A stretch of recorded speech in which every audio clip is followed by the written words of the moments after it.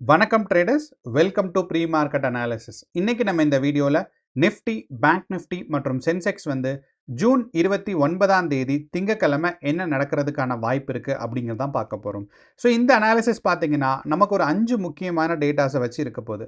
So முதல் ஒன்று வந்து பார்த்தீங்கன்னா நம்மளோட இந்தியா விக்ஸ் டேட்டா அண்ட் இரண்டாவது நம்மளோட கிஃப்ட் நிஃப்டி. ஸோ இது ரெண்டையும் அண்டர்ஸ்டாண்ட் பண்ணுறதுனாலேயே நமக்கு வந்து இன்னையோட மார்க்கெட் மூவ்மெண்ட்லேருந்து என்ன எதிர்பார்க்கலாம் அப்படிங்கிறது தெரிய வரும்.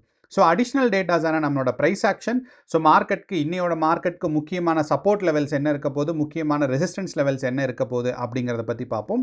அண்ட் இதுக்கு அடுத்து பார்த்தீங்கன்னா நம்மளோட open interest data and FII datas இருக்குது. ஸோ மேபி இந்த டேட்டாஸ் பார்க்குறது இந்த ஆர்டரில் இல்லாமல் கூட இருக்கலாம்.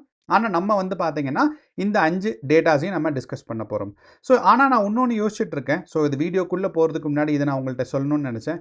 ஏன்னா நிறையா பேர் எங்கிட்ட இந்த ரிஸ்க் மேனேஜ்மெண்ட், ரிஸ்க் ரிவார்டு எவ்வளோ வைக்கணும், எவ்வளோ ப்ராஃபிட்டாக இருக்கணும், எவ்வளோ வந்து நம்ம வந்து ரிஸ்க் பண்ணணும் அப்படிங்கிற சில கொஸ்டின்ஸ் எல்லாம் கேட்குறாங்க. ஸோ நான் வந்து அது சம்மந்தமாக ஒரு வீடியோ போடலான்னு இருக்கேன். உங்களுக்கு இது சம்மந்தமாகவோ இல்லைன்னா வேறு சந்தேகங்களோ இருந்துச்சுன்னா கமெண்ட் பாக்ஸில் போடுங்க. நான் வந்து அதுக்கு ரிப்ளை பண்ணுறேன். அப்படி இல்லை அப்படின்னா நான் வந்து ஒரு வீடியோவாகவே பெட்டர் எக்ஸ்ப்ளனேஷன்லாம் கொடுக்குறேன். வாங்க இப்போ இன்னையோட அனாலிசிஸ்க்குள்ளே போகலாம். ஸோ நம்ம முன்னாடி சொன்ன மாதிரி ஃபஸ்ட்டு வந்து பார்த்தீங்கன்னா நம்மளோட இந்தியா விக்ஸ் டேட்டாலேருந்தே ஆரம்பிப்போம். ஏன் இந்தியா விக்ஸ் டேட்டா நமக்கு ரொம்ப முக்கியம் அப்படின்னு நீங்கள் கவனிச்சிங்க அப்படின்னா, இந்தியா விக்ஸ் வந்து நமக்கு நிஃப்டியோட ஒரு கண்ணாடி மாதிரி, ஆனால் நமக்கு வந்து ஆப்போசிட்டாக தெரியும். ஸோ சுருக்கமாக சொல்லப்போனால் கண்ணாடியும் பார்த்தீங்கன்னா நம்ம என்ன பண்ணுறோமோ அதுக்கு ஆப்போசிட்டாக தான் பண்ணணும். ஸோ நம்ம ரைட் ஹேண்டை தூக்குனா அது வந்து லெஃப்ட் ஹேண்ட் தூக்குற மாதிரி இருக்கும். ஸோ இது லேட்ரலி இன்வெர்டட் இமேஜஸ்ன்னு சொல்லுவாங்க. நம்ம அந்த எக்ஸ்ப்ளனேஷனுக்கு போக வேண்டாம். ஒரு சுருக்கமானது என்ன அப்படின்னு பார்த்தீங்கன்னா, நமக்கு Nifty 50, bank Nifty and Sensex இருக்குது பாருங்கள். இதோட டைரக்ஷனுக்கும் இந்தியா விக்ஸோட டைரக்ஷனும் ஆப்போசிட்டில் இருக்கும். ஸோ இதுதான் நமக்கு இருக்கிற முக்கியமான ஒரு அட்வான்டேஜ்.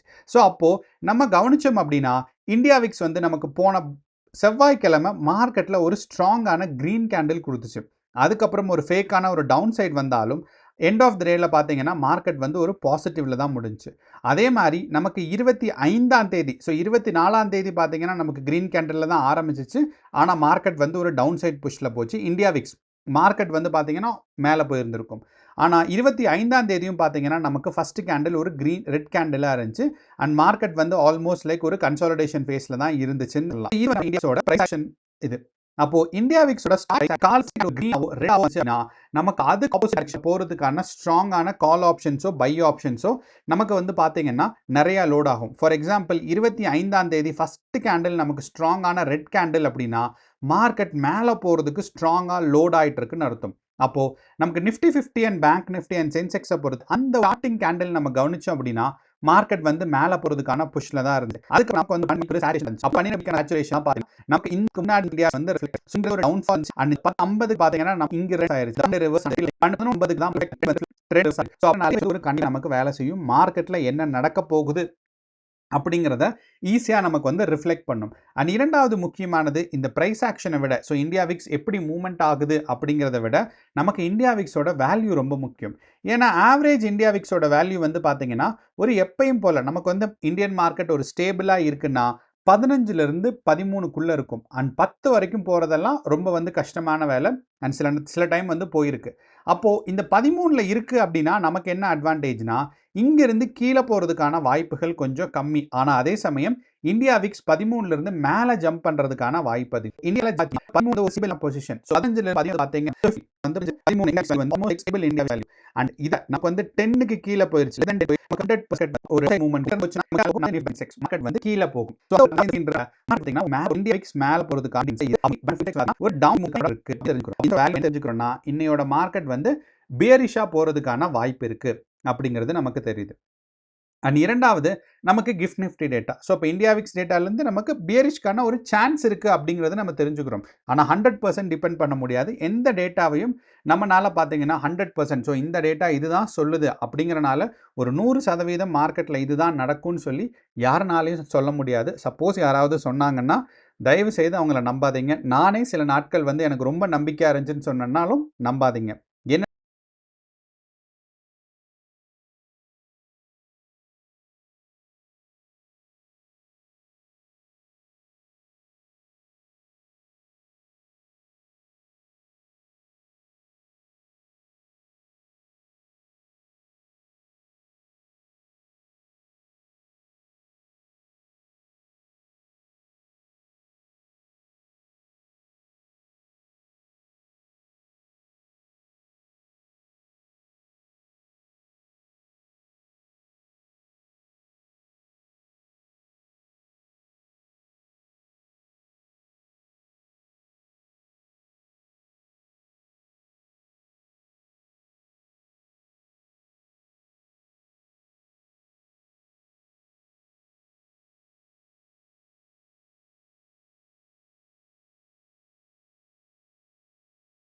ஏன்னா எல்லாத்துக்கும் ஒரு ப்ராபபிலிட்டி வந்து பார்த்தீங்கன்னா ஒரு 80-70% மேக்ஸிமம் போகலாம்.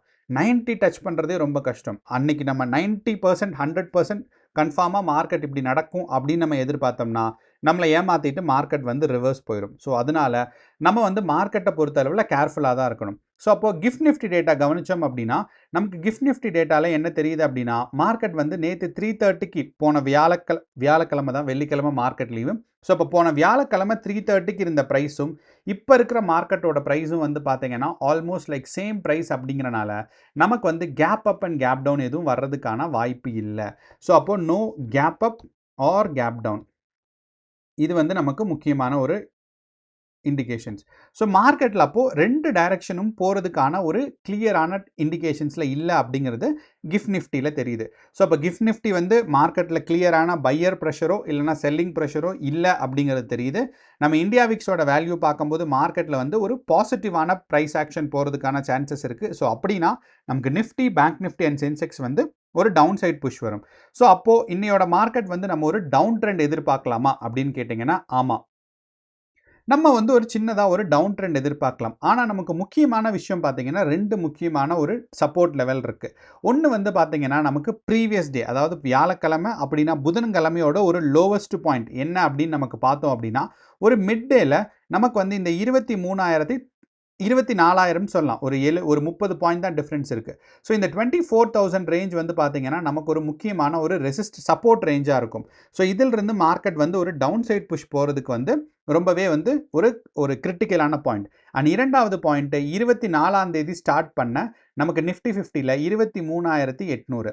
அப்போது இன்னையோட மார்க்கெட்டுக்கு ஒரு டவுன் சைட் ரேஞ்ச் வருது அப்படின்னா 24,000 3,800 இந்த அப்படின்னா 23,800 ரொம்ப அண்ட் பார்த்தீங்கன்னா நமக்கு சென்செக்ஸ்லையும் இருக்கு. ஸோ சென்செக்ஸ் அண்ட் பேங்க் நிஃப்டிலையும் இதே பிரைஸ் ஆக்ஷன் தான்.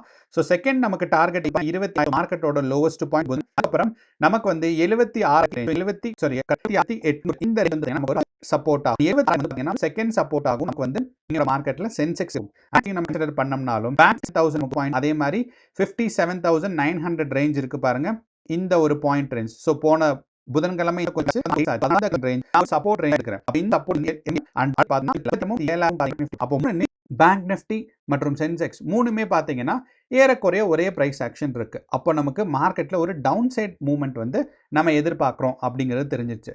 ஸோ நமக்கு GIFT Nifty data, India VIX data and price action மூணுமே பார்த்துட்டோம். நமக்கு ஒரு டவுன்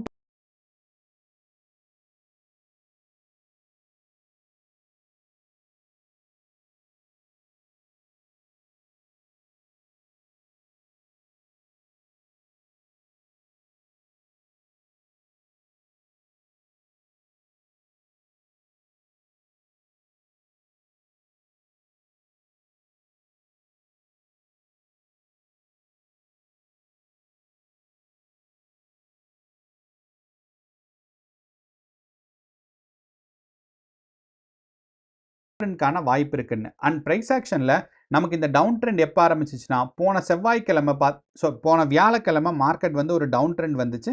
அதே டவுன் ட்ரெண்ட் கண்டினியூ ஆகும் அப்படிங்கிறது தான் நம்ம எதிர்பார்க்குறோம். ஸோ இந்த சப்போர்ட்லேருந்து மேபி ட்ரெண்ட் ரிவர்ஸ் ஆகலாம். அப்படி இல்லை அப்படின்னா இங்கிருந்து மார்க்கெட் வந்து டவுன்ஃபால் ஆகிறதுக்கான வாய்ப்புகள் ரொம்ப ரொம்ப சிறப்பாக இருக்குது. அண்ட் 4வது முக்கியமான வால்யூம் இருக்குது. Last 3 hours to last 15 minutes வரைக்கும் கவனிச்சாலும் கன்சிடரேஷன் படி பார்த்தோம்னா நமக்கு கால் ஆப்ஷனோட வால்யூம் கொஞ்சம் பெட்டராக தான் இருக்கு ஆப்ஷன் வால்யூம் விட.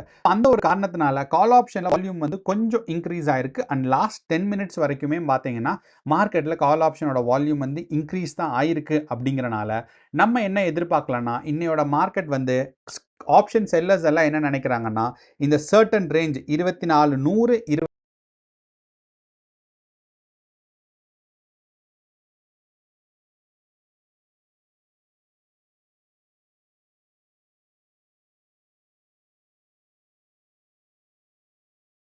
24,200 24,500 கண்டிப்பாக இந்த ரேஞ்சை விட்டு மேலே போகாது அப்படிங்கிறது நினைக்கிறாங்க. ஆனால் நமக்கு ஒரே ஒரு பிரச்சனை நிஃப்டியை பொறுத்தளவு என்னன்னு பார்த்தீங்கன்னா இந்த 24,000. அப்போ இந்த 24,000 ஃபஸ்ட்டு தாண்டிருச்சு அப்படின்னா நமக்கு வந்து பார்த்தீங்கன்னா மார்க்கெட் வந்து இந்த 24,000 தான் டிசைடிங் பாயிண்ட். ஸோ அப்படிங்கிறனால நமக்கு ஃபஸ்ட்டு ஒரு ப்ரைஸ் ஆக்ஷன் ஒருவேளை நெகட்டிவ் கேண்டிலாக இருந்துச்சுன்னா நீங்கள் 24,000 வரைக்கும் புட் ஆப்ஷன் வர்றதுக்கான எதிர்பார்க்கலாம். அண்ட் சென்செக்ஸை பொறுத்தளவில் 76,800 வர வரைக்கும் நீங்கள் எதிர்பார்க்கலாம். அண்ட் பேங்க் நிஃப்டியை பொறுத்தளவில் 58,000 வரைக்கும் நீங்கள் வந்து எதிர்பார்க்கலாம். ஸோ இந்த ப்ரைஸ் ஆக்ஷனுக்கு அப்புறம் பார்த்தீங்கன்னா நமக்கு ஒரு ட்ரெண்ட் ரிவர்ஸ் ஆகிறதுக்கான வாய்ப்புகள் இருக்குது. ஸோ அப்போ நம்ம கேர்ஃபுல்லாக இருக்கணும். ஏன்னா நம்மளோட ஓப்பன் இன்ட்ரெஸ்ட் டேட்டாவில் அட் த மணி பக்கத்தில் பார்த்தீங்கன்னா புட் ஆப்ஷனோட வால்யூம் இன்க்ரீஸ் ஆகிருக்கிறனால இந்த ப்ரைஸ் வந்து லைவ்ல மாறும். ஸோ அப்போ நீங்கள் லைவ் மார்க்கெட்டில் ஓப்பன் இன்ட்ரெஸ்ட் டேட்டா கவனிச்சிங்கன்னா உங்களுக்கு கொஞ்சம் பெட்டராக இருக்கும்.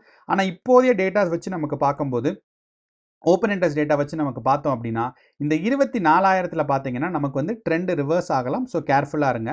ஸோ இது வந்து நம்மளோட open interest data. So open interest data call option side நமக்கு ஸ்ட்ராங்கான வால்யூம் இன்க்ரீஸ் ஆகிருக்கு. இந்த ஒரு காரணத்தினால ஒரு டவுன் ட்ரெண்ட் வரலாம். ஆனால் நமக்கு நியரஸ்ட் ஃபஸ்ட்டு சப்போர்ட்லேருந்து ட்ரெண்ட் ரிவர்ஸ் ஆகிறதுக்கான வாய்ப்பும் அதிகமாக இருக்குது அப்படிங்கிறத மறந்துடக்கூடாது. அடுத்து நம்மளோட கடைசி டேட்டா வந்து பார்த்தீங்கன்னா எஃப்ஐஐஸ் அண்ட் டிஐஐஸோட டேட்டா. அண்ட் இந்த எஃப்ஐஐஸ் அண்ட் டிஐஐஸோட டேட்டாவில் ஒரே விஷயம் வந்து கிரிட்டிக்கலாக இருக்குது. என்னென்னா நம்ம மற்ற டேட்டாஸ் எல்லாம் மார்க்கெட் வந்து கீழே போகிறதுக்கான வாய்ப்பு இருக்குது அப்படிங்கிறது தான் தெரிஞ்சு. ஆனால் போன வியாழக்கிழமை பார்த்தீங்கன்னா எஃப்ஐஐஸ் வந்து நெட் புல்லிஷாக இருக்காங்க. அப்போ நெட் புல்லிஷாக இருக்கும்போது நமக்கு வந்து ஒரு பாசிட்டிவ் மார்க்கெட் எதிர்பார்க்கலான்னு. ஆனால் எஃப்ஐஐஸோட வால்யூம் வந்து பார்த்தீங்கன்னா போன நெட் புல்லிஷாக இருந்த ஒரு டோட்டல் வால்யூம் பார்த்தீங்கன்னா எஃப்ஐஐஸ் வந்து அதிகபட்சம் ஒரு 30,000 குவான்டிட்டி தான் பார்த்தீங்கன்னா கால் ஆப்ஷன் சைடு புல்லிஷாக அவங்க வந்து இது பண்ணியிருக்காங்க. ஆனால் அதே சமயம் நமக்கு ப்ரோஸ் பார்த்தோம் அப்படின்னா டோட்டல் குவான்டிட்டி பார்க்கும்போது 1.5 லட்சம் வரைக்கும் இருக்குது. ஸோ ப்ரோஸ்னா ப்ரொப்பரேட்டரி ட்ரேடர்ஸ். அப்போ இந்த ப்ரொப்பரேட்டரி ட்ரேடர்ஸோட வால்யூம் வந்து பார்த்தீங்கன்னா ஒரு எக்ஸ்ட்ராடினரியாக இன்க்ரீஸ் ஆகிருக்கிறனால போன வாரம் நமக்கு வந்து ப்ரொப்பரேட்டரி ட்ரேடர்ஸ் ரொம்ப ஸ்ட்ராங்காக இருந்திருக்காங்க. எஃப்ஐஐஸோட நெட் பொசிஷன் அதாவது இண்டெக்ஸ்ட் ஆப்ஷன்ஸில் பையிங் அண்ட் செல்லிங் தான் நம்ம பார்க்குறோம். ஸோ அப்படிங்கிறனால நமக்கு ப்ரொப்பரேட்டரி ட்ரேடர்ஸ் மேபி இன்னைக்கு வந்து மார்க்கெட்டை லீட் எடுத்து அவங்க ஸ்ட்ரென்த் கொடுத்து பேரிஷாக போக வைக்கிறதுக்கான வாய்ப்புகள் அதிகமாக இருக்குது. ஸோ நம்ம வந்து கேர்ஃபுல்லாக இருக்கணும். ஸோ இன்னையோட மார்க்கெட்டை இப்போதைய நிலைமையில் வச்சு பார்க்கும்போது மார்க்கெட் ஒரு டவுன் ட்ரெண்ட் வர்றதுக்கான வாய்ப்பு இருக்குது. ஆனாலும் நமக்கு இந்த ஃபஸ்ட்டு சப்போர்ட் ரேஞ்ச் இருக்குது பாருங்கள், இந்த ரேஞ்சிலேருந்து ட்ரெண்ட் ரிவர்ஸ் ஆகிறதுக்கான சான்சஸ் இருக்குது. ஸோ கேர்ஃபுல்லாக ட்ரேட் பண்ணுங்கள். All the best. நன்றி, வணக்கம்.